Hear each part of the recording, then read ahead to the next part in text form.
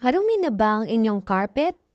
Kailangan natin ng tuyong basahan, brush, at stain solution na gagamitin natin para sa panglinis ng marumi nating carpet at imix lang natin muna ang baking soda with water and chlorine.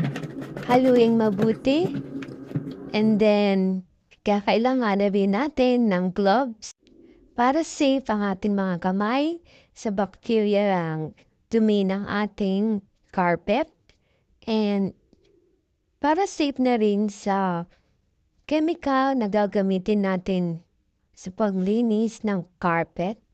At syempre, kailangan din natin ng maraming energy para mabilis nating matapos ang paglilinis ng ating maruming carpet.